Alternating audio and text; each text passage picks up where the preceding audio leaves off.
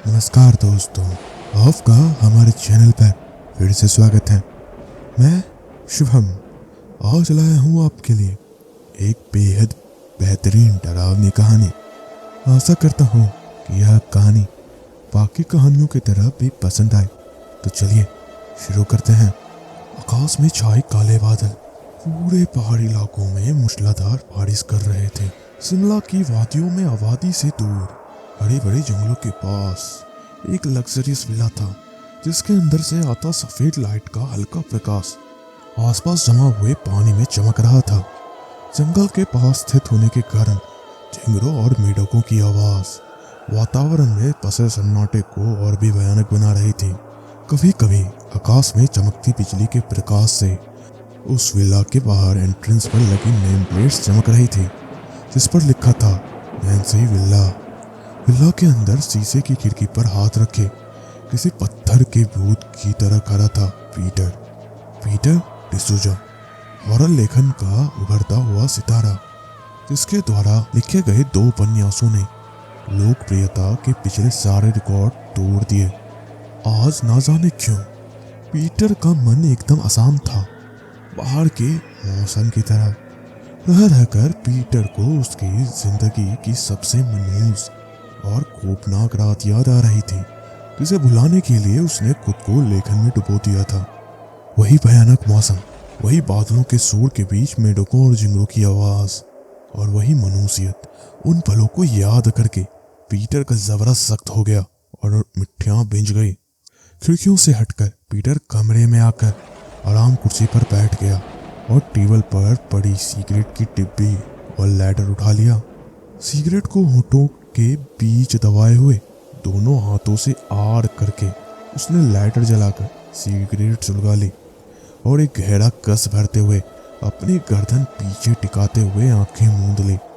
न चाहते हुए भी उसके मस्तिष्क में साल भर पुरानी यादों के बादल छा गए। 1 साल पहले सिटी हॉस्पिटल के ऑपरेशन थिएटर वार्ड के कमरे के ऊपर लगा लाल बल्ब जल रहा था और चेयर पर बैठा पीटर बेचैनी से भरे आंखों से उस जलते हुए लाल बल्ब को देख रहा था। नैन्सी के प्रति उसकी फिक्र जायज थी, क्योंकि नैन्सी की डिलीवरी बहुत क्रिटिकल हो चुकी थी। बच्चा खो चुका था और नाल उसके गले के चारों तरफ फंस चुकी थी, जिसके बारे में सुनकर ही पीटर की रूह कांप गई थी। नैन्सी को वह दिलो जान से चाहता था और इसीलिए समाज को ठुकराकर उसने नैन्सी के साथ घर बसाकर अपने जीवन की नई शुरुआत की थी। पर शायद उनकी खुशियों को किसी की नजर लग गई थी। Jesus Christ, please help us. अपने गले में पहने क्रॉस को पकड़कर पीटर ने सच्चे दिल से प्रार्थना की। यूं तो भगवान पर उसका विश्वास नहीं था, पर नैन्सी की खुशी के लिए वह क्रॉस पहनता था। नैन्सी ने उसके जन्मदिन पर यह क्रॉस का लॉकेट उपहार में जो दिया था। अचानक ऑपरेशन थिएटर के दरवाजे के ऊपर जल रहा लाल बल्ब बुझ जाता है। पीटर तेजी से दरवाजे की तरफ दौड़ा। दरवाजा खोलते हुए एक महिला डॉक्टर ने बाहर कदम रखा। Doctor, how is Nancy? Is she fine? Nancy का हाल जानने को बेताब पीटर ने बेचैनी भरे स्वर में पूछा। डॉक्टर का चेहरा उतरा हुआ था। उसने अपने नाक पर लगा मास्क उतारा और पीटर के कंधे पर हाथ रखते हुए हताशा भरे लहजे में बोली, mister Peter, we tried our best, but हम नैन्सी को नहीं बचा पाए। किसी पत्थर की मूर्ति के जैसा खड़ा का खड़ा रह गया था पीटर। शायद वह किस्मत द्वारा किए गए इतने बेरहम मजाक के लिए तैयार नहीं था। दिमाग सुन पड़ चुका था उसका। उसे तो तब होश आया जब सेमेंट्री में ग्रेव में ताबूत के अंदर लेटी थी नैन्सी और वह उसके सामने थी और उसके शरीर पर सफेद फूल लदे हुए थे। अपने आसपास कुछ दोस्तों को काले कपड़ों में हाथ में छाता पकड़े देखकर अब शायद उसे भरोसा हो चला था कि नैन्सी के साथ सफर उसका यहीं तक था। उस वक्त मानो मौसम भी नैन्सी के यूं इस तरह चले जाने का दुख मना रहा था। लगातार हो रही बारिश के बीच पीटर की आंखों में से खारे पानी की बूंद तब टपक पड़ी जब नैन्सी के ताबूत का ढक्कन लगाए जाने लगा। उस काले आबनूस के ताबूत में नैन्सी ऐसी लेटी थी मानो सो रही हो और अभी उठ पड़ेगी। उसका वह मासूम चेहरा आज तक पीटर की आंखों से रुखसत नहीं हुआ था। पीटर ने अपने गले में पड़ा क्रॉस का लॉकेट उतारा और नैन्सी के ताबूत में डाल दिया। पीटर अतीत से वर्तमान में तब आया जब उसकी उंगलियां सिगरेट के ऊपर का जलता लाल अंगारा नीचे उंगलियों के करीब आ गया था। पीटर ने सिगरेट को टेबल पर रखी, एस्ट्रे पर रगड़कर बुझा दी। बाहर हो रही बारिश ने अब जोर पकड़ लिया था और बादलों की गरज से मानो धरती थर्रा उठी थी। इस समय पीटर को ठंड भी लग रही थी, अतः उसने लाइटर के पास दीवार में बने बॉन फायर में पड़ी लकड़ियों में आग लगा दी। बॉन फायर में जलती लकड़ियों को देखते हुए फिर से उसे उसका अतीत परेशान करने लगा। पीटर ने सोचा कि अगर वह यूं खाली बैठा रहेगा तो अतीत का सांप उसे ऐसे ही डसता रहेगा। क्यों ना उसके अधूरे पड़े horror novel the dead desire पर काम किया जाए। यह विचार मन में आते ही पीटर आराम कुर्सी पर से उठा और अपने बेडरूम की तरफ बढ़ा। बेडरूम के अंदर का टाइपराइटर उठाकर पीटर बाहर ड्राइंग रूम में आ गया और टाइपराइटर को टेबल पर व्यवस्थित रखकर बगल में पड़ी एक साधारण कुर्सी उठाकर उसके पास रख दी। आधुनिकता के इस युग में भी पीटर टाइपराइटर से लिखता था। वजह थी उसकी आदत। टाइपराइटर में लगे पन्नों को निकालकर पीटर ने आखिरी लाइन पढ़ी और उन पन्नों को वापस टाइपराइटर में लगाकर अपनी उंगलियों टाइपराइटर के कीबोर्ड पर जमा दी। उसकी उंगलियों के इशारे पर टाइपराइटर की खटखट पूरे घर में गूंजने लगी थी। आशा दिन भर के काम के थकान से चूर अपने बेड पर लेटी हुई विहान के बारे में सोच रही थी। पूरे ऑफिस में विहान से ज्यादा हैंडसम और कोई नहीं था। यही कारण था कि ऑफिस के पहले दिन में ही विहान उसके दिल में उतर चुका था। उसे याद करके आशा के होठों पर एक हल्की मुस्कान की लकीर खिंच गई कि तभी दरवाजे पर दस्तक हुई। ठक ठक ठक ठक। उसी समय अपने घर के दरवाजे पर दस्तक की आवाज सुनकर कीबोर्ड पर चलती पीटर की उंगलियां रुक गई। इस अजीब से इत्तेफाक ने उसे अंदर तक झंझोर दिया था, पर इस बात पर ज्यादा ध्यान न देते हुए पीटर उठा और दरवाजे पर आकर दरवाजा खोल दिया। बाहर से आ रही बारिश की बौछार से पीटर हल्का सा भीग गया, पर बाहर कोई नहीं था। थी तो केवल मूसलाधार बारिश और हवा से हिलते पेड़ और जमीन पर बहता पानी। कौन है? पीटर थोड़ी तेज आवाज में बोला, इस आस में कि अगर कोई छुपा होगा तो बाहर आ जाएगा। पर उसके पुकारने के जवाब में सिर्फ बादलों के गरजने की आवाज थी। कमाल है। पीटर ने अपने कंधे उचकाए और दरवाजा बंद कर दिया। कुछ सोचता हुआ वह वापस टाइपराइटर के पास आकर बैठा और लिखना शुरू कर दिया।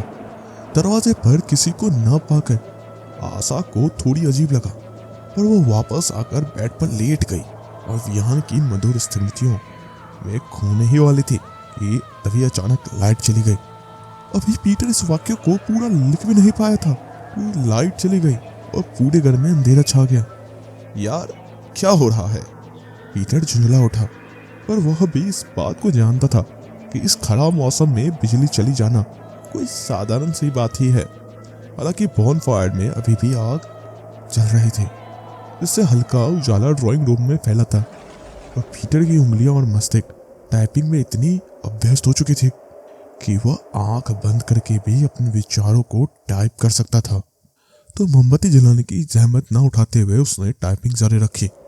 लाइट चले जाने के कारण आशा उठी और अलमारी की दराज से मोमबत्ती निकालकर जला दिया। आशा अपने कपड़े बदलने लगी कि तभी उसे अपने घर के वॉशरूम से पीटर के कानों में अपने घर के वॉशरूम से आते पानी की आवाज पड़ी और पीटर के मन में किसी कोने में डर दस्तक दे चुका था। ऐसा इत्तेफाक 3 बार हो चुका था कि नॉवल में लिखी गई परिस्थितियां उसके साथ घट रही थी और पीटर का मन लिखने से उचक चुका था। उसने अपनी जेब में पड़ा फोन निकालकर फ्लैशलाइट ऑन कर दी और हल्के कदमों से वॉशरूम की तरफ बढ़ने लगा। पानी के गिरने की आवाज लगातार आ रही थी। एक गहरी सांस भरते हुए पीटर ने वॉशरूम के दरवाजे के लॉक को पकड़ा और धीमी आवाज से उसे खोल दिया। दरवाजा को आधा खोलकर पीटर ने वॉशरूम में झांका। तो बाथटब का नल खुला हुआ था और पानी तेजी से गिर रहा था। पीटर के दिमाग में विचारों की आंधी उठने लगी, पर खुद को संभाले रखने की कोशिश करते हुए पीटर ने नल बंद किया और वॉशरूम से बाहर आ गया। पीटर जैसे ही ड्राइंग रूम में आया, अचानक बिजली कड़की और पूरे घर में कुछ पलों के लिए नीली रोशनी छा गई। उसी कुछ पलों की रोशनी में पीटर की छठी इंद्री ने उसे यह संकेत दे दिया कि ड्राइंग रूम की सभी खिड़कियों पर किसी का साया खड़ा है। पीटर की आत्मा अंदर तक कांप उठी, पर अगले ही पल धूप अंधेरा हो गया और फोन की फ्लैशलाइट में उसे मेन डोर खुला हुआ दिखाई दिया। उस दरवाजे से कुछ अंदर आ रहा था, जिसे देखकर पीटर की जान उसके हलक में आकर अटक गई। दोनों हाथों और पैरों पर चलती इंसानी आकृति, जो अपने पतले और लंबे शरीर से किसी बच्चे की तरह घर में प्रवेश कर रही थी। उसका चेहरा पीटर नहीं देख सका, क्योंकि चेहरे पर घने बाल छाए हुए थे। घबराहट में पीटर के हाथ से फोन छूट कर नीचे गिर गया और उसकी फ्लैशलाइट फर्श पर दब गई। पीटर के शरीर में इतनी हिम्मत नहीं बची थी कि वह नीचे झुककर फोन को पलट दे। उसे अपने सामने उस अजीब आकृति के आने की आहट सुनाई दे रही थी और उसकी गुर्राहट। वह आकृति पीटर के एकदम पास आ गई थी, इतनी कि पीटर उसके होठों से निकली गुर्राहट अपने कानों के पास महसूस कर सकता था। पीटर ने जीसस का नाम लेते हुए अपनी आंखें कसकर बंद कर ली। कुछ पलों बाद उसे इस आकृति की आहट उसके बेडरूम की तरफ जाती हुई महसूस हो रही थी।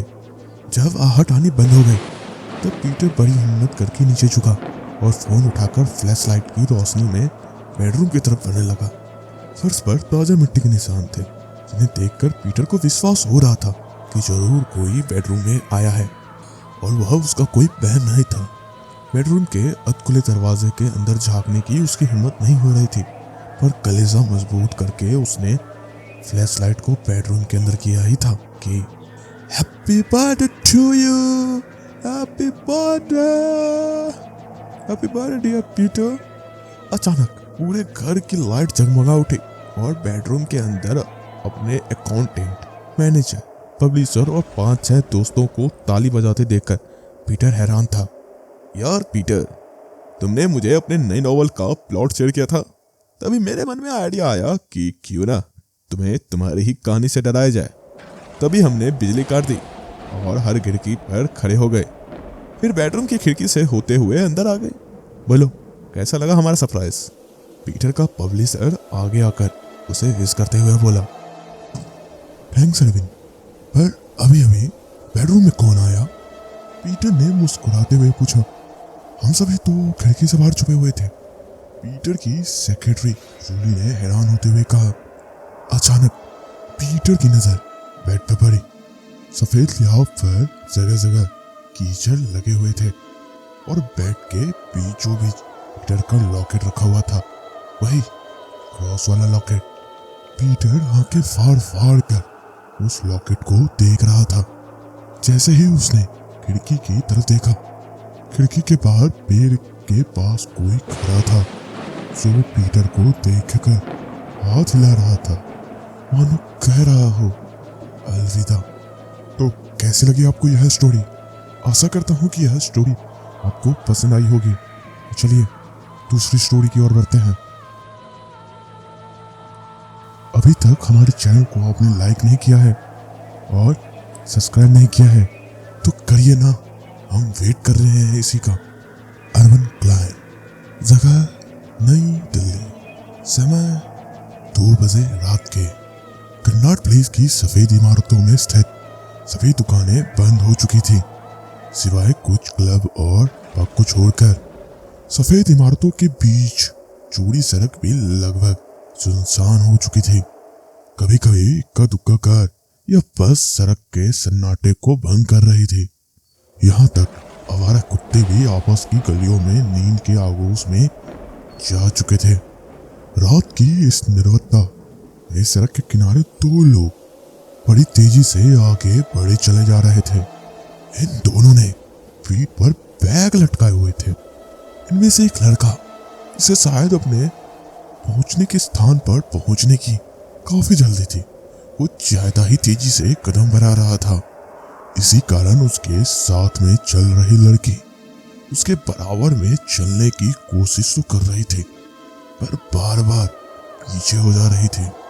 कम ऑन जैक्स, इतनी तेजी से चलोगे तो वहां तक पहुंचने से पहले ही सारी एनर्जी खत्म हो जाएगी। लड़की ने रुककर अपने घुटनों पर हाथ रखते हुए विनती से की, मूव ऑन फास्ट रूबी, हमें जल्द से जल्द ईगल टावर तक पहुंचना होगा, वरना अगर सुबह हो गई तो फिर कल रात तक वेट करना पड़ेगा। जैक्स पीछे मुड़कर अपना हाथ उठाते हुए बोला, Jax, are you real sure कि हमें इतनी हाइट पर क्लाइंब करनी चाहिए?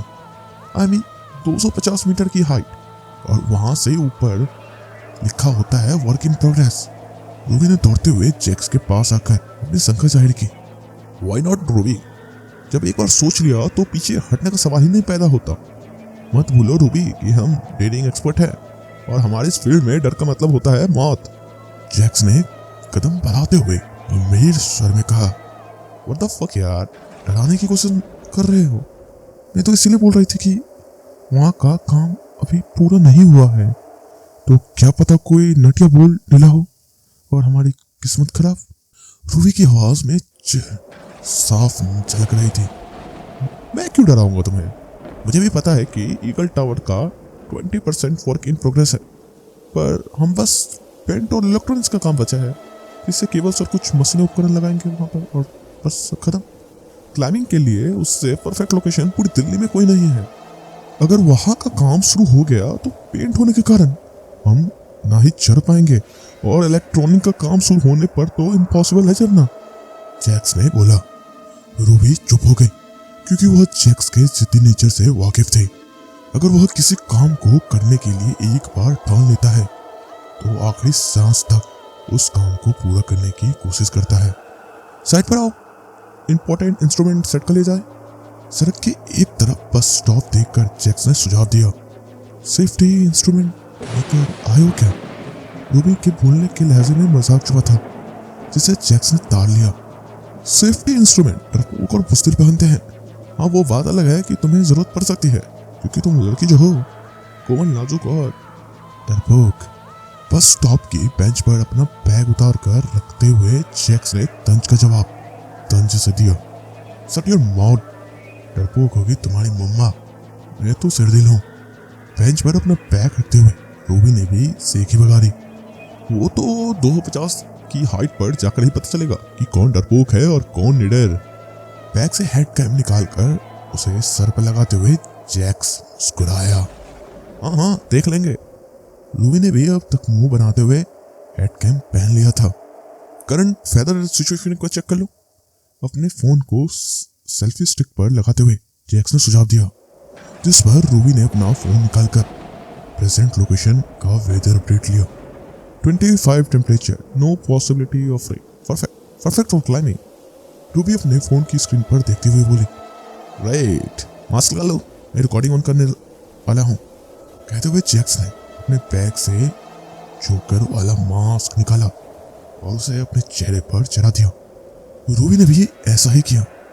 हेलो आवर डेयरिंग व्यूअर्स, आज हमारे अर्बन क्लाइंबिंग की लोकेशन है हाल में ही बन रहा एशिया का सबसे ऊंचा टीवी टावर, ईगल टावर, जिसे आज मैं और मेरी फ्रेंड रूबी फतेह करेंगे, और वो भी without any safety instructions and instruments.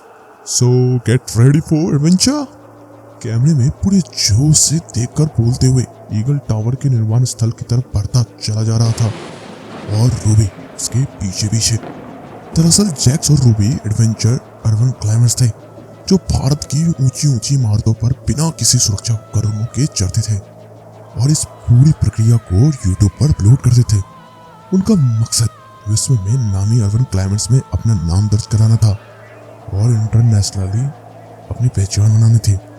सामान्य लोगों की नजरों में यह पागलपन था, पर उनकी नजरों में यह जुनून।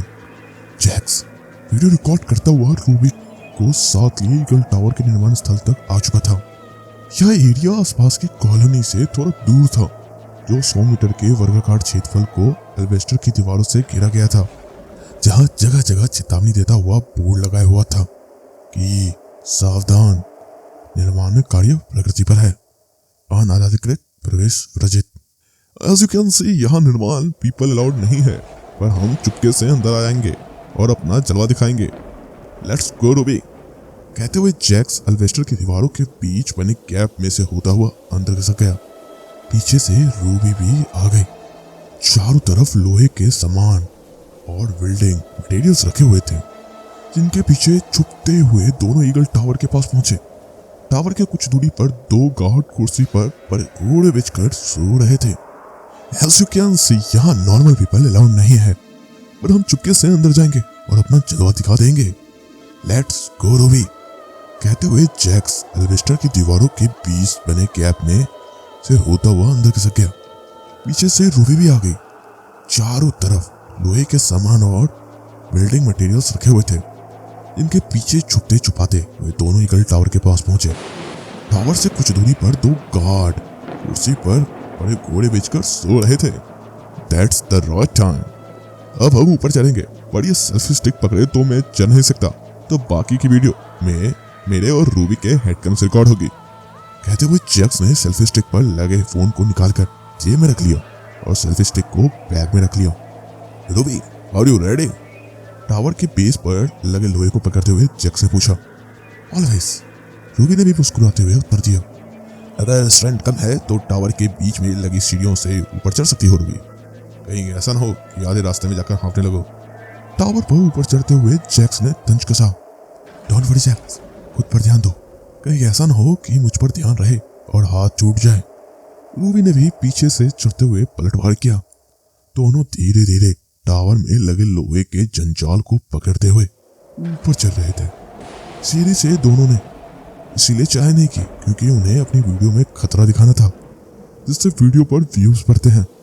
हर निश्चित ऊंचाई पर रेस्ट प्लेटफॉर्म बना हुआ था, जहां बैठकर दोनों रेस्ट कर लेते। आधी ऊंचाई पर आकर जैक्स ने नीचे देखा।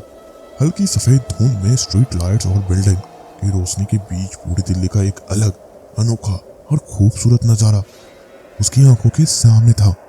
वाह रूबी, नीचे तो देखो। लोहे के गट्टर को मजबूती से पकड़कर लटकते जैक्स ने नीचे से आ रही रूबी से कहा। नहीं जैक्स, मैं तो टॉप पर पहुंचकर ही दम लूंगी। रूबी ने अपना हाथ लोहे पर जमा कर ऊपर चढ़ते हुए कहा। जैक्स मुस्कुराया और दुगनी रफ्तार से ऊपर चढ़ने लगा। लगभग 45 मिनट की चढ़ाई के बाद जैक्स टावर के टॉप पर पहुंच चुका था, जहां जहाजों को सावधान करने के उद्देश्य से लगा सोलर सिस्टम युक्त लाल बल्ब जल बुझ रहा था। टॉप पर पहुंचने का उत्साह और ईगल टावर को फतेह करने का जोश। टॉप पर पहुंचने का उत्साह और ईगल टावर को फतेह करने का जोश जैक्स के सर पर चढ़कर बोल रहा था। लोहे के प्लेटफॉर्म पर दोनों पैर फैलाकर जैक्स बड़ी शान से बैठ गया। अब रूबी भी ऊपर पहुंच चुकी थी, जिसे जैक्स ने हाथ देकर ऊपर खींच लिया। यार, हाथ बढ़ गया। पहली बार इतनी हाइट पर क्लाइंबिंग की है। अपने बैग में से पानी की बोतल निकालकर गला तर करते हुए रूबी बोली। नीचे तो देखो रूबी। जैक्स मुस्कुराया। जैसे ही रूबी ने नीचे देखा, पानी की बोतल उसके हाथ से छूट गई और उसके होठों पर एक ही बात आई, अमेजिंग। ऊपर से पूरी दिल्ली का शानदार और खूबसूरत नजारा दिख रहा था। रूबी मंत्रमुग्ध होकर बस नीचे का नजारा निहारे जा रहे थे और जैक्स हवा से उड़ते बालों के बीच रूबी के मास्क लगे चेहरे को। सेल्फी स्टिक निकालकर रिकॉर्डिंग ऑन करो या मेरा थोबड़ा देखने आए हो। 1000 फीट की हाइट पर रूबी ने जैक्स को चिताया, जिस पर जैक्स ने सेल्फी स्टिक पर फोन सेट किया और बोलना शुरू किया। We did it! हमने कर दिखाया। 250 की हाइट पर हम। What a wonderful view! Jax बोलते ही चला जा रहा था। ईगल टावर को फतेह करने वाले 2 इंडियंस और उनमें से एक female. It's proud for all females. Yahoo! अपने दोनों हाथों को फैलाकर चीख पड़ी रूबी, मानो पूरे संसार को अपने हाथों में समेट लेना चाहती हो। गाइस, मुझे तो लगता है कि 1000 मीटर की हाइट पर आकर इस लड़की का दिमाग खिसक गया है, तभी तो पागल जैसी एक्ट कर रही है। अपने बैग में से कुछ निकालते हुए जैक्स बोला। साला बेवकूफ, आज तो वो मेरी खुशी का ठिकाना नहीं है। मेरा तो मन कर रहा है कि अभी नाचने लग जाऊं। रूबी उत्सुकता से चरम पर थी। जैक्स ने अपने बैग के अंदर से तिरंगा निकाला और बड़ी शान से अपने हाथों में लेकर शॉट्स लेने लगा। ये क्या? रूबी ने हैरान होते हुए पूछा। अरे पागल, यूएसए के क्लाइंबर्स को देखा है?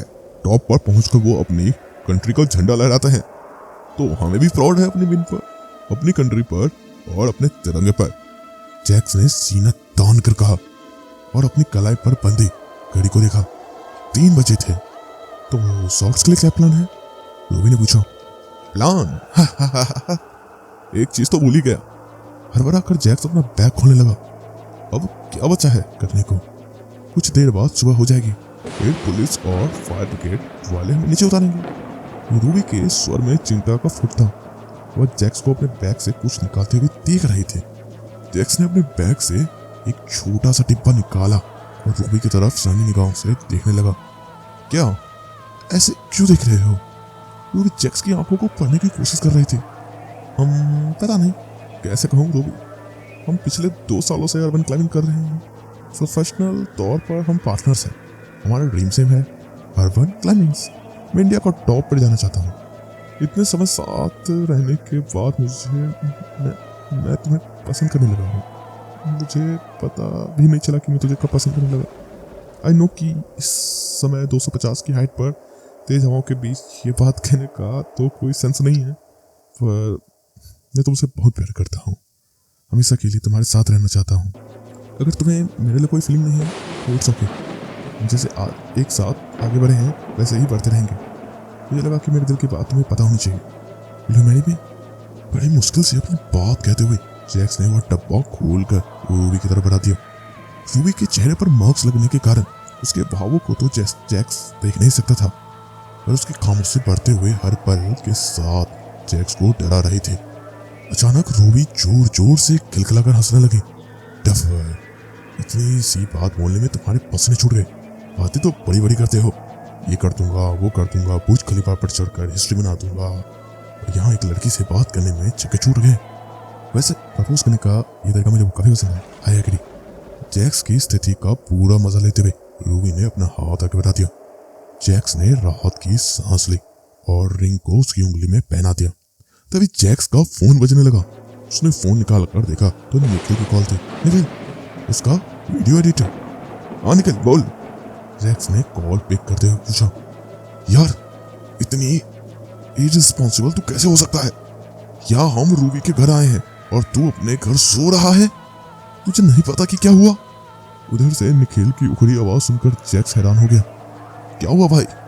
जैक्स ने पूछा। आई डोंट नो, रात को कब रूबी को हार्ट अटैक आया और वह she is no more. At least तुझे तो यहाँ होकर उनके पेरेंट्स को हिम्मत देनी चाहिए। निखिल की आवाज सुनकर ऐसा लगा जैक्स को मानो सैकड़ों कोबराओं ने उसे एक साथ डस लिया हो। उन हाथ से छूटकर नीचे गिरता चला गया। पूरे जिस्म में ठंड की ठंडी लहर दौड़ पड़ी और वह बस अपने सामने बैठी रूबी को एकटक देख रहा था। आखिर कौन थी वह मास्क के पीछे? पर रूबी जैक्स की मनोस्थिति से बेखबर अपने हाथों में पहने रिंग को देख रहे थे। तो दोस्तों, कैसा लगा आपको यह स्टोरी? आशा करता हूँ कि यह स्टोरी भी आपको पसंद आई होगी। तो अभी तक हमारे चैनल को आपने सब्सक्राइब नहीं किया है तो कृपया करके कर दीजिए, क्योंकि हम काफ़ी मेहनत कर रहे हैं आपके लिए स्टोरीज को फाइंड आउट करने में और उसको बनाने में। तो चलिए नेक्स्ट स्टोरी की ओर बढ़ते हैं। अगर आपको यह वीडियो पसंद आ रही है तो आप सिर्फ एक फ़ोन से नहीं, जितने हो सके उतने फ़ोन से इसे सब्सक्राइब करें। Mirror the beginning. शाम के 8 बज चुके थे। अपने 2 BHK के फ्लैट में कुर्सी पर बैठा गर्वित बहुत बेचैन सा लग रहा था, मानो उसे किसी का इंतजार हो। कभी वो कुर्सी से उठकर कमरे में इधर उधर घूमने लगता, तो कभी बालकनी पर आकर नीचे देखता। हर एक बढ़ते पल के साथ साथ उसकी बेचैनी बढ़ती ही जा रही थी। तभी डिंग डोंग, अपने फ्लैट की डोरबेल की आवाज सुनकर बिजली की तेजी से दरवाजे की तरफ दौड़ा गर्वित और एक झटके में दरवाजा खोल दिया। उसकी बेचैनी को देखकर दरवाजे पर खड़ा डिलीवरी बॉय भी थोड़ा सकपका गया। डिलीवरी ले आए? गर्वित की आवाज में अधीरता थी। यस सर, ये रहा आपका डिलीवरी, कहते हुए डिलीवरी बॉय ने गर्वित की तरफ एक बड़ा सा पैकेट बढ़ा दिया। गर्वित ने लपक कर वह पैकेट लिया और तेजी से अपने फ्लैट के अंदर जाने लगा। सर, डिलीवरी कंफर्मेशन के लिए साइन तो कर दीजिए। पीछे से आती डिलीवरी बॉय की आवाज सुनकर गर्वित ठिठक गया। Oh sorry. अपनी भूल का एहसास होने पर गर्वित ने अफसोस जाहिर करते हुए एक हाथ से डिलीवरी बॉय से पेन लिया और उसके बुक में साइन कर दिया। Enjoy your delivery sir. मुस्कुराते हुए डिलीवरी बॉय चढ़ने को हुआ। थैंक्स। आभार व्यक्त करते हुए गर्वित फ्लैट में आया और मेन डोर बंद कर दिया। मोटे पैकेट में लिपटी उस चीज को देखने के लिए गर्वित इतना बेताब था कि सोफे पर बैठकर वह उसकी अनबॉक्सिंग करने लगा। कई परतों को खोलने के बाद उसने पैकिंग के अंदर से एक साधारण साइज का मिरर निकाला जिसका फ्रेम बहुत खूबसूरत था। उस मिरर को देखकर गर्वित की आंखों में चमक आ गई। ये बिल्कुल यही है। क्या बात है, एकदम रॉयल लग रहा है। मुझे लगा कि ऑनलाइन ही अच्छा दिख रहा होगा, पर ये तो यस। उस मिरर पर गर्वित एकदम मुग्ध हो गया था। वह मिरर को साथ लेकर अपने बेडरूम की तरफ बढ़ गया। हाँ, यहाँ ठीक रहेगा, कहते हुए गर्वित ने दीवार पर लगी पेंटिंग उतारी और उसकी जगह मिरर को टांग दिया। मिरर ने खुद के अक्स को देखकर गर्वित फूला नहीं समा रहा था। मिरर में खुद के तस्वीर को देखकर गर्वित फूला नहीं समा रहा था। आखिर इतना सुंदर और शानदार फ्रेम के डिजाइन वाला मिरर उसे ऑनलाइन अच्छे प्राइस में जो मिला था। 2 दिन पहले पुराना मिरर टूटने पर गर्वित परेशान था और अब उसकी परेशानी का अंत हो गया था। तभी गर्वित का फोन बजने लगा। फोन उठाकर स्क्रीन पर देखा तो आयशा की कॉल थी। Hello babes. कॉल रिसीव करके गर्वित ने चाशनी भरे अंदाज में कहा, मर गई तुम्हारी बेब्स। आज मिलने का प्रॉमिस किया था ना। डू यू नो दैट मैंने 2 घंटे तक अग्रवाल रेस्टोरेंट में तुम्हारा वेट किया है, पर तुम्हारा तो कोई पता ही नहीं। इनफैक्ट छुट्टी के दिन तो मिल सकते थे ना। आयशा की गुस्से भरी आवाज सुनकर गर्वित को एक झटके से आयशा से किया प्रॉमिस याद आया। अरे यार, वो मेरी आंख लग गई थी। गर्वित ने अपनी तरफ से सफाई देनी चाहिए, पर आयशा इस समय कोई भी सफाई सुनने के मूड में नहीं थी। तो सोते रहो, बस सोते रहो। अब ना मुझसे बात करने की जरूरत है और ना मिलने की। चिल्लाते हुए आयशा ने फोन को काट दिया। आयशा हेलो। गर्वित हैरान हो गया अपनी भूल पर। उसने कॉल बैक किया पर आयशा का नंबर स्विच ऑफ आ रहा था। गर्वित ने गहरी सांस भरी और बेडरूम से बाहर आ गया। डाइनिंग टेबल पर रखे खाने पर उसकी नजर पड़ी तो भूख बढ़ गई। उसने खाना खाया और फ्लैट की लाइट ऑफ करके सो गया। अगले दिन जब गर्वित की आंख खुली तो 6 बज रहे थे। वह फटाफट उठा और ऑफिस जाने के लिए तैयार होने लगा। पूरी तरह तैयार होकर गर्वित ने बेडरूम में लगे मिरर के सामने खड़े होकर खुद को निहारा। खुद के लुक को देखकर उसके होंठों पर मुस्कान आ गई। वह बेडरूम से निकला और अपना बैग उठाते हुए फ्लैट से बाहर आने लगा, पर बेडरूम में लगे मिरर में गर्वित की छवि अभी भी बनी हुई थी जो मुस्कुरा रही थी। फ्लैट से बाहर गर्वित निकला ही था कि पड़ोस की सुरभि आंटी ने उसे घेर लिया। गर्वित बेटा, अंकल को हॉस्पिटल में कुछ टेस्ट करवाने थे, अगर तुम साथ चलते तो। आंटी प्लीज, अभी ऑफिस के लिए देर हो रही है। जैसे ही मुझे टाइम मिलेगा वैसे ही अंकल को ले जाऊंगा, कहते हुए गर्वित तेजी से लिफ्ट की तरफ चल पड़ा। ऑफिस पहुंचकर गर्वित ने अपना कैबिन संभाला ही था कि तभी उसे मिस्टर सक्सेना अपने कैबिन की तरफ बढ़ते हुए दिखाई दिए। ये बॉस अब परेशान करेगा। गर्वित मन ही मन परेशान हो गया। मिस्टर सक्सेना ने उसके कैबिन पर नॉक किया। मजबूरन गर्वित को उठकर दरवाजा खोलना पड़ा। यस बॉस, आप यहाँ? गर्वित ने अपनी नर्वसनेस छुपाते हुए कहा।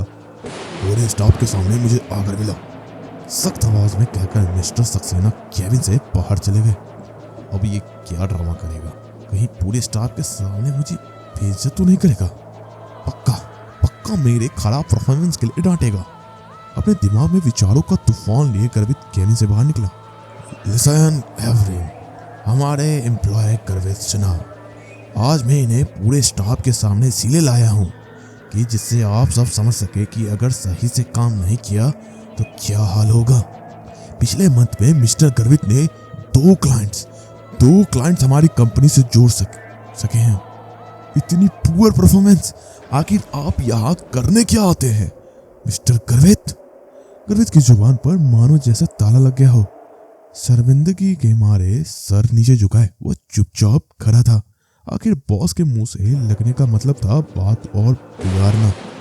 नेक्स्ट मंथ तक अगर आपने 10 क्लाइंट नहीं जोड़े तो इस जॉब से आपकी छुट्टी पक्की, समझे आप?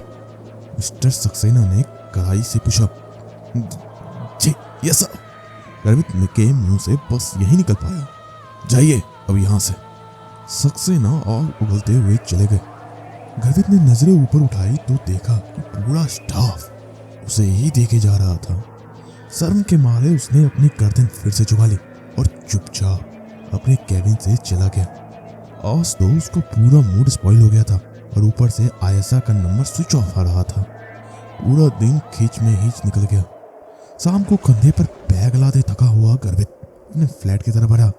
जैसे ही वो लिफ्ट से निकलकर अपने फ्लैट के दरवाजे के पास आया, वहां पड़ोस की सुरभि आंटी, सुभाष अंकल और लैंडलॉर्ड जगदीश खड़े थे। अब क्या सियाप्या हो गया? जरूर आंटी और अंकल ने मिलकर जगदीश अंकल के कान बढ़ेंगे, तभी तो ये मेरे ही राह देख रहे हैं मुझे सुनाने के लिए। गर्वित के दिमाग में शंका उत्पन्न होने लगी। अरे गर्वित बेटा, मैं तुम्हें थैंक्स बोलना चाहती हूँ। अरे गर्वित बेटा, मैं तुम्हें थैंक्स बोलना चाहती हूँ। आज तुमने अपना काम छोड़कर अंकल को हॉस्पिटल में दिखाया। सच में किन शब्दों में तुम्हारा शुक्रिया अदा करूं। सुरभि आंटी के शब्दों को सुनकर गर्वित हैरानी के सागर में डूबता चला गया। मैं कब? गर्वित थकलाया। और बेटा, तुमने जो मेरे घर की इलेक्ट्रॉनिक्स की प्रॉब्लम ठीक कर दी, मेरे 2-3 हजार रुपए बचा दिए। थैंक्स बेटा। सुभाष अंकल की बातों से गर्वित का आश्चर्य बढ़ गया।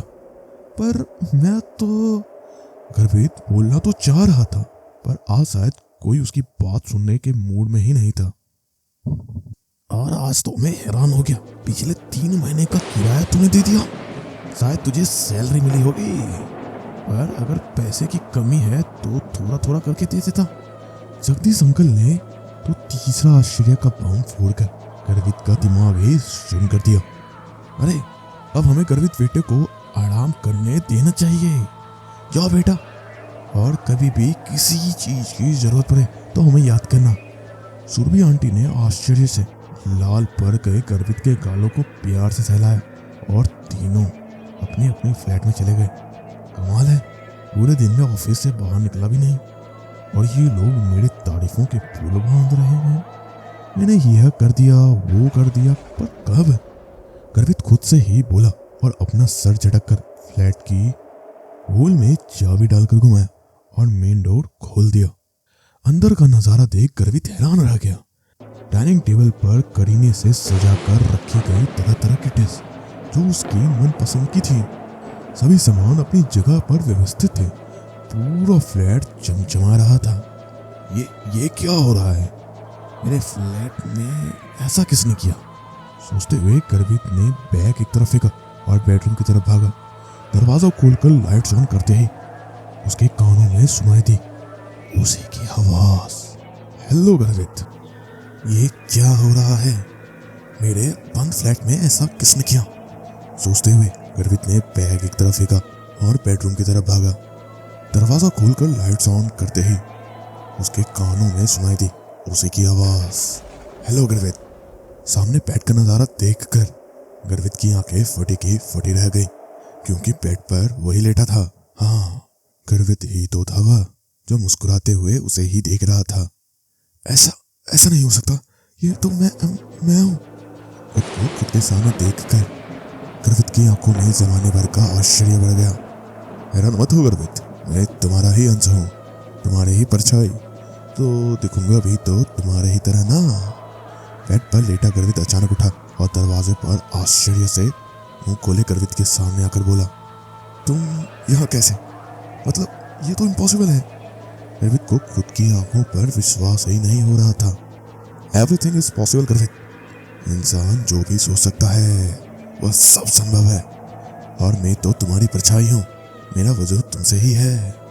गर्वित के हंस ने गर्वित के खुले मुंह को बंद करते हुए कहा, वो मेरे नेबर की हेल्प तुमने की और खाना भी तुमने ही बनाया, पूरा फ्लैट तुमने साफ किया? गर्वित ने पूछा। हाँ, मेरे अंदर तुम्हारे ही छुपे हुए कुछ गुण हैं। तुमने अपने खराब व्यवहार से अपनी जिंदगी का गवारा कर लिया है अब मैं आया हूँ तुम्हारी जिंदगी बनाने। गर्वित के अंश ने एक रहस्यमय मुस्कान के साथ कहा। रियली यार, तब तो मुझे कुछ भी नहीं करना पड़ेगा, सब कुछ करोगे तुम और क्रेडिट जाएगा मुझे। गर्वित अब सामान्य हो रहा था। हाँ, जाकर पहले खाना खा लो, गर्वित के अंश ने कहा। गर्वित का दिल मानो आज नाचने के लिए बेताब हो रहा था। जैसे अलादीन के पास जिनी होता है, वैसे अब उसके पास भी था उसका गुलाम, जो उसकी लाइफ शानदार बना देगा। वो बेडरूम के बाहर आया और बड़े मजे से डाइनिंग टेबल पर बैठकर अपना मनपसंद खाना खाने लगा। खाना खाने के बाद गर्वित बेडरूम में आया, जहां उसका अंश अभी भी बेड पर लेटा हुआ उसे देखकर मुस्कुरा रहा था। खाना तो वाकई लाजवाब था, पर क्या तुम मेरे साथ मेरे ही बेड पर सो जाओगे? अपनी उंगलियों को चाटते हुए गर्वित ने पूछा। नहीं गर्वित, जैसे ही तुम लाइट्स ऑफ करोगे मेरा अस्तित्व नहीं रहेगा, क्योंकि परछाई का अस्तित्व सिर्फ उजाले में रहता है। कहते हुए गर्वित का अंश उठ खड़ा हुआ। अच्छा तो वो मेरी परछाई, गुड नाइट, कहते हुए गर्वित ने लाइट्स ऑफ की और बेड पर गिर पड़ा। वह थोड़ी देर तक इस आस में जागता रहा कि शायद उसका अंश कुछ बोलेगा, और उसका कोई अता पता नहीं था। गर्वित अब बहुत खुश था और आज उसकी जिंदगी में हुए इस चमत्कार के बारे में सोचते सोचते वो सो गया। सुबह उठने पर उसने देखा कि उसका अंश उसकी ऑफिस ड्रेस पहनकर मिरर में खुद को देख रहा है। ओए मिस्टर, ऑफिस भी तुम ही जाओगे क्या? गर्वित ने बेड पर लेटे लेटे ही पूछा। हाँ, अब तुम बस आराम करो, मैं ऑफिस का काम देख लूंगा, मिरर में खुद को निहारते हुए उसके अंश ने जवाब दिया। यार बहुत टफ काम है, क्लाइंट्स को सेटिस्फाई करना, कर लोगे ना तुम? गर्वित ने अंगड़ाई लेते हुए पूछा। कोई शक है? अपना फोन और बाइक की चाबी दो, कहते हुए उसके अंश ने उसकी तरफ अपना हाथ बढ़ा दिया। वैसे एक बात बताओ, लैंडलॉर्ड को तुमने रेंट कैसे दिया? गर्वित ने अपने अंश के हाथ में अपना फोन देते हुए पूछा। मुझे तुम्हारा एटीएम पिन मालूम है और कार्ड घर में रखा हुआ था, बाइक की चाबी, अंश ने मुस्कुराते हुए जवाब दिया। पेन की जेब में है क्या? तुमने मेरा कार्ड? Are you mad? गर्वित चिल्ला पड़ा। कल लैंडलॉर्ड तुम्हारा सारा सामान बाहर फेंकने के लिए आया था। अगर मैं उसे रेंट नहीं देता तो आज तुम यूं मस्ती से बेड पर सो नहीं रहे होते। खाना बनाकर रख दिया है, अब तुम ब्रेकफास्ट करो या डिनर, कहते हुए उसका अंश बेडरूम से बाहर निकल गया और अब गर्वित को मेन डोर बंद होने की आवाज सुनाई थी। चलो कोई नहीं, अगर ऑफिस में कुछ नहीं करेगा तो कम से कम प्रेजेंट तो रहेगा, आ जाएगा मजा, कहते हुए गर्वित उठा और फ्रिज से कोल्ड ड्रिंक की बोतलें और चिप्स के पैकेट निकालकर टीवी के सामने बैठ गया। वह पूरे दिन टीवी देखता रहा और शाम को सो गया। गर्वित उठाओ। गर्वित की आंखें तब खुली जब उसके अंश ने उसे हिलाकर उठाया। कैसा रहा ऑफिस का पहला दिन? गर्वित ने सोफे से उठकर जमाई लेते हुए पूछा। एकदम झकास, आज 30 क्लाइंट का टारगेट अचीव कर लिया, उसके अंश ने मुस्कुराते हुए बताया। क्या? चलो फेंकू, गर्वित हंसा। ये लो फोन, बॉस से बात कर लो, कहते हुए उसके अंश ने उसकी तरफ फोन बढ़ाया और किचन में चला गया। क्या सच में इसने? बॉस से बात करता हूँ, उसने कहते हुए गर्वित ने मिस्टर सक्सेना का नंबर डायल किया। हेलो गर्वित, माय बेस्ट एम्प्लॉय, आज तुम्हारे काम करने के डेडिकेशन को देखकर मैं इम्प्रेस हुआ। इस बार एम्प्लॉय ऑफ द मंथ तुम्हें ही मिलेगा। उधर से मिस्टर सक्सेना की आवाज में आता उत्साह इस बात का प्रमाण था कि गर्वित का अंश झूठ नहीं बोल रहा। यस सर, कहते हुए गर्वित ने फोन काट दिया। तभी आयशा का मैसेज स्क्रीन पर चमका। Love you. गर्वित ने झट से आयशा को कॉल कर दिया। हेलो गर्वित, माय बेबी। उधर से आती आयशा की मधुर आवाज सुनकर गर्वित हैरान हो गया। क्या बात है, आज बड़ा प्यार आ रहा है? गर्वित ने मुस्कुराते हुए पूछा। प्यार तो आएगा ही ना, आज तुमने ऑफिस से हाफ टाइम की लीव लेकर घुमाया, खाना खिलाया और गर्वित ने हैरान होकर पूछा। मुझे पहली बार किस किया? उधर से आती आयशा की आवाज मानो गर्वित के कानों में बारूद की तरह पड़ी। उसने फोन को एक तरफ फेंका और किचन की तरफ दौड़ा। कुकिंग कर रहे अपने अंश को कॉलर से पकड़ लिया गर्वित ने। तूने आयशा को टच भी कैसे किया? गर्वित घूर रहा है। तुमने ही तो कहा था कि काम करूंगा मैं और क्रेडिट लोगे तुम, उसके अंश ने मुस्कुराते हुए कहा। उसकी मुस्कान अब गर्वित को जहर जैसी लग रही थी। आयशा मेरा प्यार है मिस्टर सैडो और मैं उसे किसी के साथ बांट नहीं सकता। अगर तुमने उसे फिर से छुआ तो। गर्वित गला फाड़कर चिल्ला पड़ा। तो क्या करोगे गर्वित? जब तक तुम्हारा वजूद है मेरा भी है। मुझे खत्म करने से पहले तुम्हें खुद को खत्म करना पड़ेगा। जैसा चल रहा है वैसा चुपचाप चलने दो, वरना। अब उसके हंस की आवाज में बगावत थी। वरना क्या? गर्वित चीखा। वरना जैसे मैंने एक दिन में तुम्हारी लाइफ बनाई है वैसे ही बर्बाद कर दूंगा, उसके हंस ने खतरनाक लहजे में कहा। आशा करता हूँ कि यह स्टोरी अभी तक आपको पसंद आ रही है। अगर हाँ तो इस चैनल को सब्सक्राइब करें और इस वीडियो को लाइक करें, और अगर नहीं तो कृपया कमेंट करें कि आपको क्या चीज़ पसंद नहीं आ रही है। हम उस पर काम करेंगे। Mirror the conclusion. तुम बर्बाद करोगे मेरी जिंदगी? जिसका अपना खुद का कोई वजूद ही नहीं हो वो बर्बाद कैसे करेगा मेरी जिंदगी?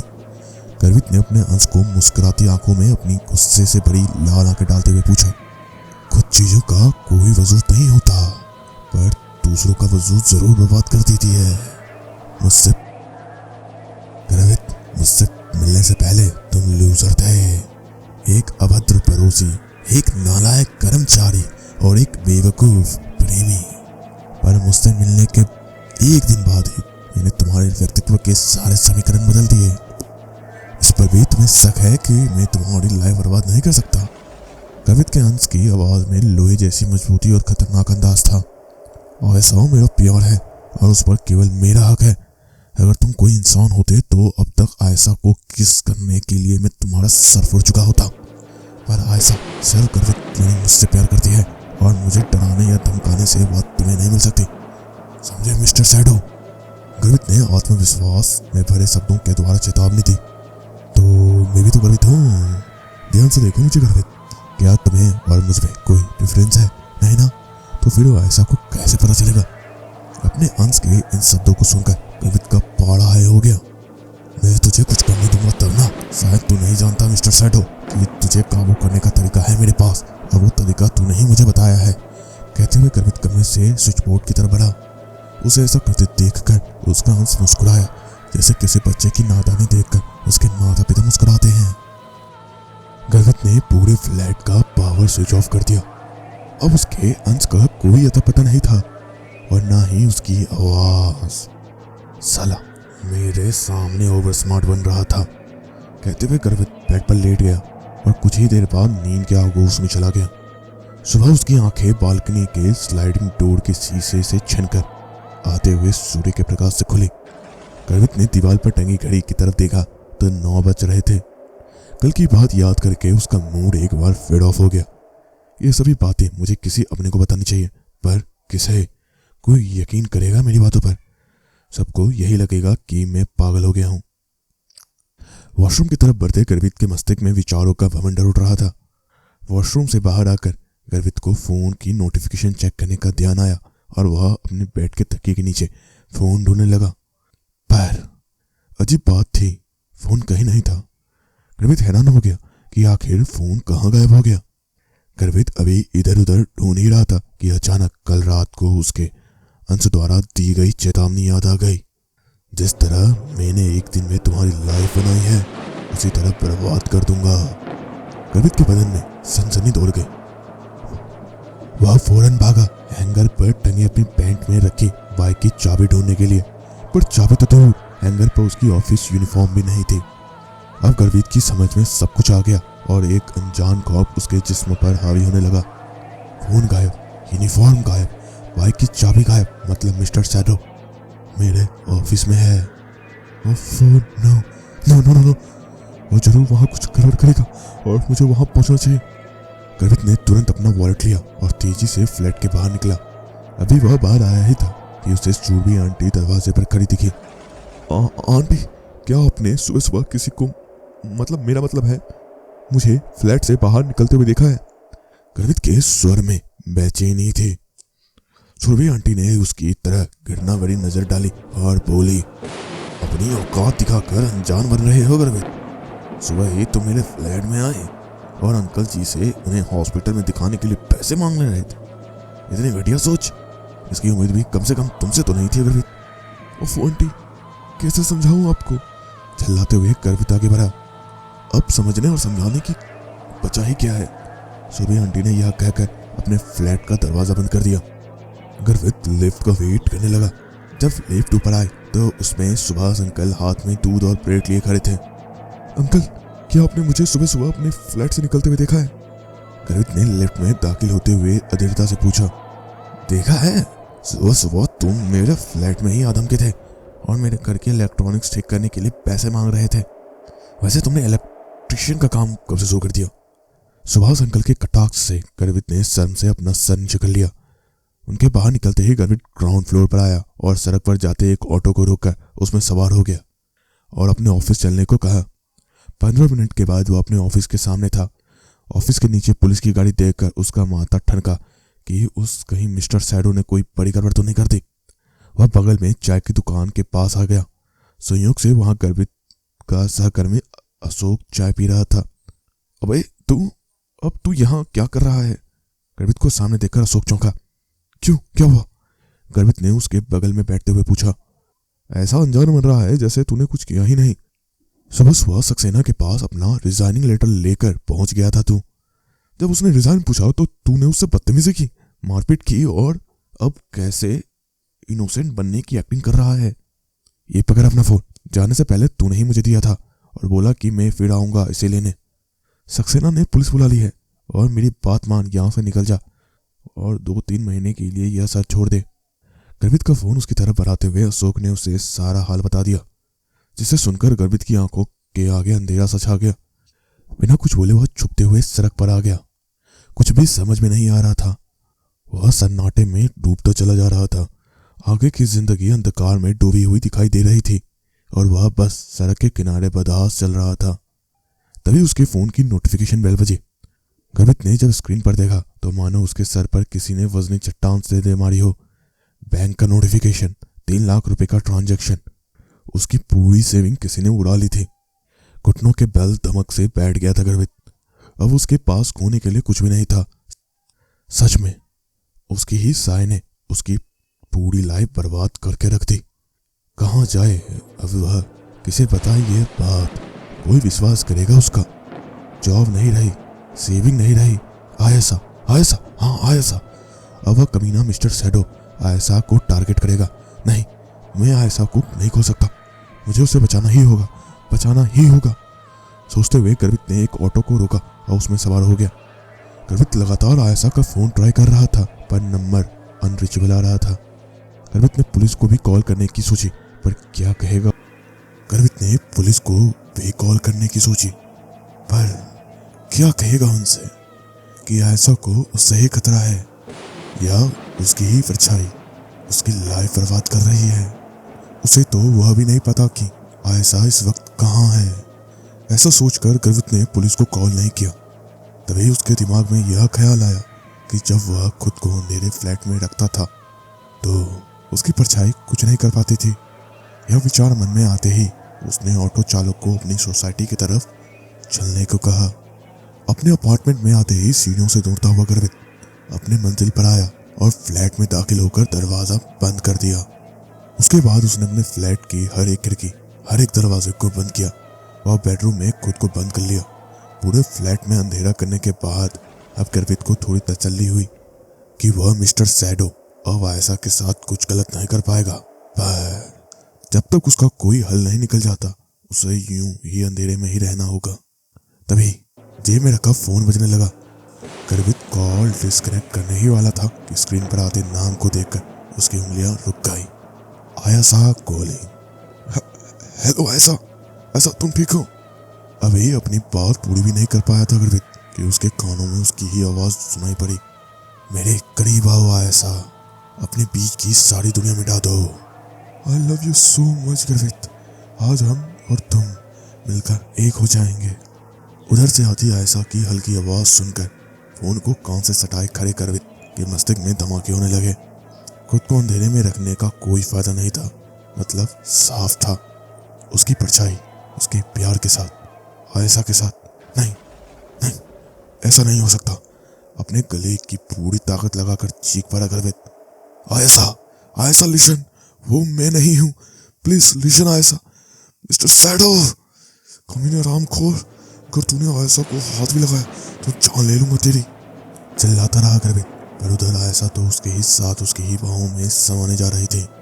गर्वित की आंखों ने ढेर सारा खारा पानी उगल दिया और उसके हाथ से छूटकर नीचे गिर गया। उसका अंश, परछाई उसकी जिंदगी उजाड़ने वाला था और वह कुछ नहीं कर सकता था।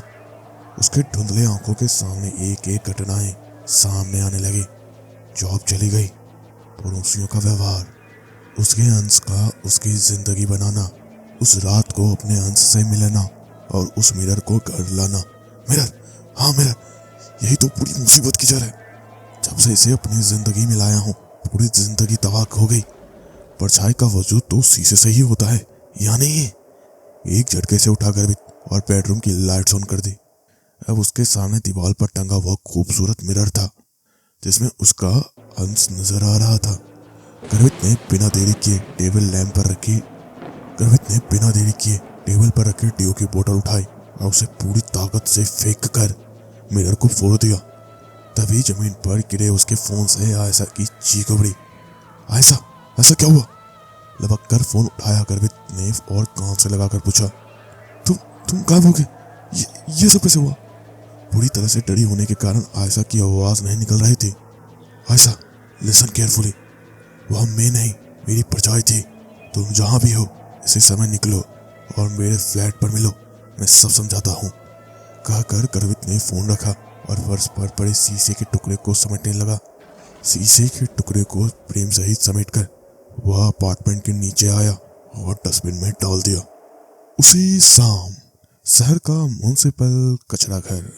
ये शीशे का फ्रेम दिखाना भाई, क्या शानदार फ्रेम है। पता नहीं किस बेवकूफ ने फेंका होगा।